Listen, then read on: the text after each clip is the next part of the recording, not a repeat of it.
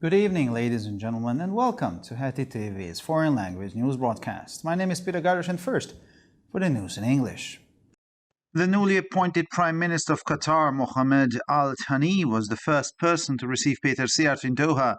The Minister of Foreign Affairs and Trade, Peter Siart, said this on his official community page. The minister, who attended the UN conference on least developed countries in Doha, wrote in his post, "The Prime Minister, Mohammed Al Thani, received him about 5 minutes after he was sworn in. I left the conference center in Doha to meet my good friend, Foreign Minister Mohammed Al Thani, but when I arrived, I was greeted by Prime Minister Mohammed Al Thani, who was the first guest about 5 minutes after he was sworn in. The exchange of prime ministers took place professionally, quickly, and without any major prior publicity," reads Peter Siarto's post. Security agencies have begun examining footage of a settler attacking a car with a hammer, including a Palestinian in the Palestinian village of Uvara in Samaria, and a video of soldiers celebrating Purim with settlers in the village, as Channel 13 reported. The violent response by settlers was apparently preceded by Palestinians stoning several Israeli-registered cars. According to Israeli paramedics, at least 3 vehicles were damaged, but the motorists were not injured. Afterwards, settlers entered the village in the evening and were recorded attacking local residents. Palestinians reported 4 wounded. Settlers were recorded throwing stones at Palestinian shops and vehicles, as well as at passers-by in the streets. No arrests were made. The seizure of the city of Artemysk in Bakhmut opens the way for an offensive on the interior of the Ukrainian defense, as the Russian Defense Minister Sergei Shoigu said during a telephone conference with the ministry's senior staff on Tuesday. The liberation of Artemysk continues. The city is an important defensive hub for Ukrainian forces in the Donetsk basin. Bringing it under our control will allow further offensives deep into the defensive depths of the Ukrainian armed forces, said Shoigu. Yang Gagin, an advisor to the acting head of the Ukrainian annexed Donetsk region, told the Rossiya 24 news channel on Tuesday that Russian forces had taken control of almost half of Artemysk and that artillery had already entered the city. According to the Gagin, small groups of Ukrainian forces are retreating chaotically along the highways, while the asphalt roads leading into the city are under fire from Russian artillery. The U.S. Defense Secretary arrived in Iraq unexpectedly on Tuesday, days before the 20th anniversary of the U.S.-led operation against Iraq. One of the aims of Lloyd Austin's visit is to show Washington's commitment to maintaining a military presence in Iraq 20 years after the U.S.-led war that toppled Saddam Hussein. The 2003 Gulf War killed tens of thousands of Iraqi civilians and created instability in the country. And in 2011, after the withdrawal of most U.S. troops, the Islamic State terror group gained a foothold in the country and took full control of parts of Iraq. The Islamic State's rule was also eventually dismantled by an international military coalition. Secretary of Defense Joe Biden is the highest-ranking official in the administration of U.S. President Joe Biden to visit Iraq recently. Austin stressed that he came to strengthen the U.S.-Iraq strategic partnership as the country becomes more secure, stable, and independent. Then finally for the weather, cloudy, overcast skies will remain in the evening. Tomorrow will be mostly cloudy and overcast yet again. The temperatures will average around 4 to 9 degrees Celsius in the morning and 12 to 17 degrees Celsius in the afternoon hours. For further news, please visit our websites at www.hetitv.com or breuerpress.com. Thank you for your attention. So much for the news in English, and now for the news in German.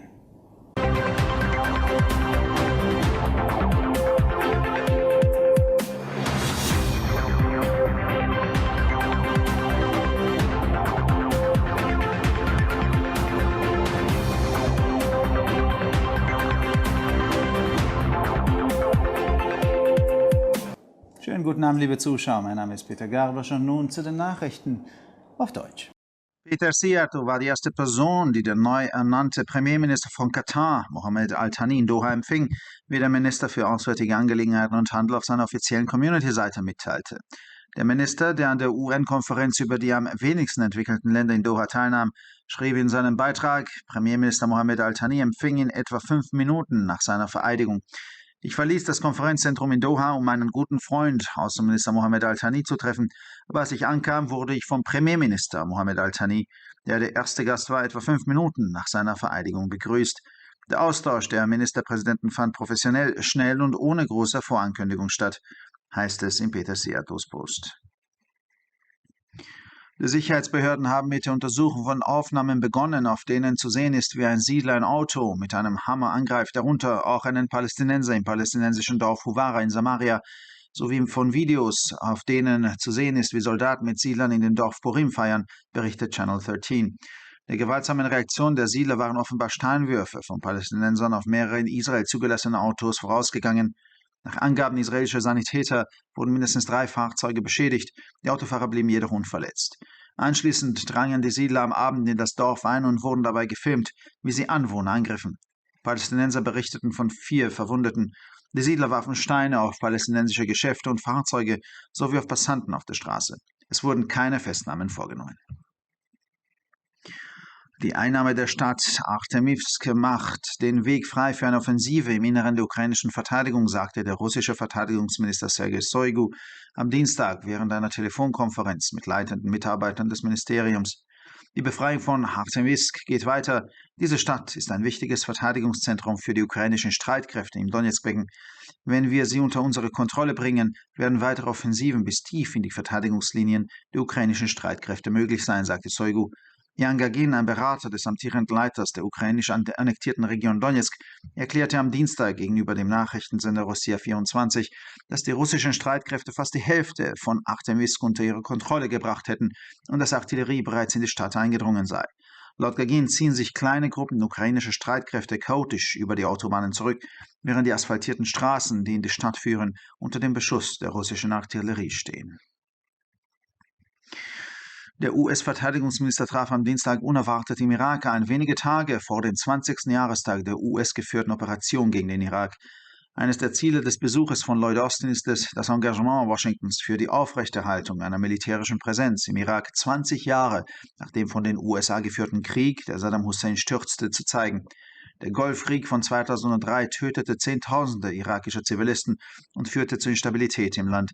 2011, nach dem Abzug der meisten US-Truppen, fasste die Terrorgruppe Islamischer Staat ISIS im Land Fuß und übernahm die vollständige Kontrolle über Teile des Irak. Auch die Herrschaft des Islamischen Staates wurde schließlich von einer internationalen Militärkoalition zerschlagen. Der Verteidigungsminister ist der ranghöchste Beamte in der Regierung von US-Präsident Joe Biden, der kürzlich den Irak besucht hat.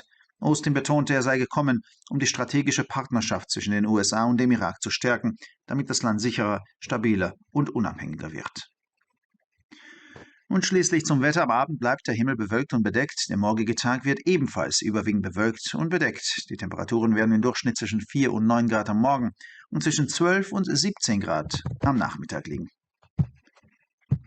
Für weitere Nachrichten besichtigen Sie bitte unsere Webseiten www.hettitv.com sowie www.breuerpress.com.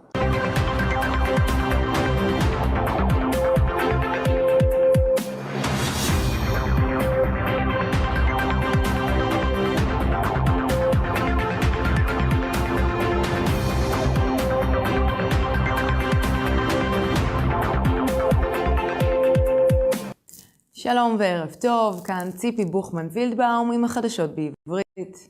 ראש ממשלת קטר שמונה זה עתה, מוחמד אל-תאני, קיבל את פטר סיארטו כאורחו הראשון בדוחה.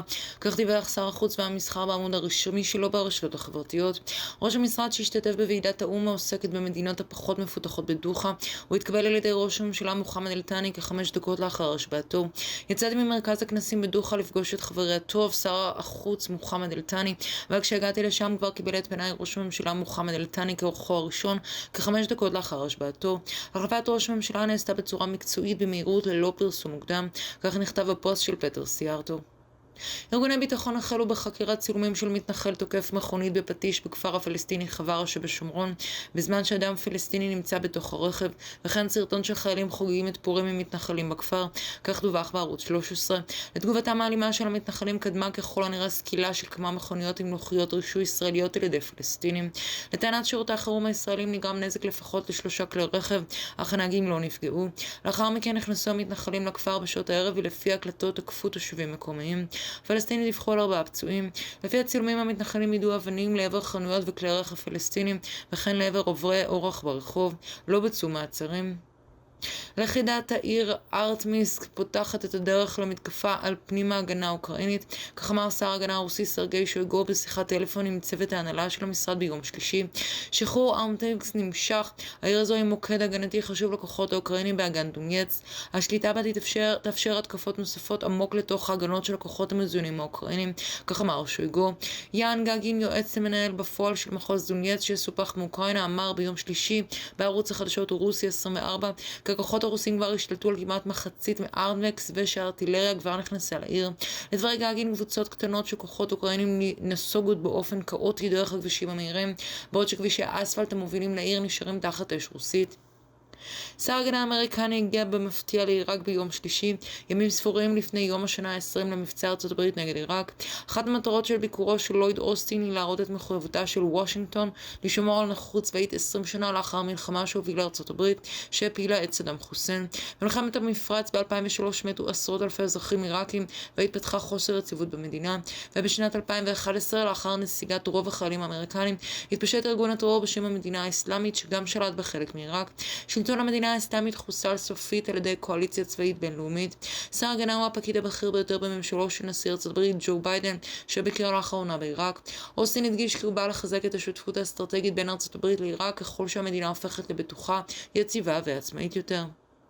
ועכשיו נעבור תחזית מזג האוויר. הערב יישאר מעונן וגם מחר צפוי מזג אוויר קודר ברובו. טמפרטורות חצויות להיות בין 4 ל-9 מעלות בבוקר ובין 12 ל-17 מעלות אחר הצהריים. לחדשות נוספות, אנא בקרו באתרי האינטרנט שלנו etitv.com או broyerpress.com. עד כאן החדשות, תודה שהייתם איתנו ושיהיה המשך ערב נעים.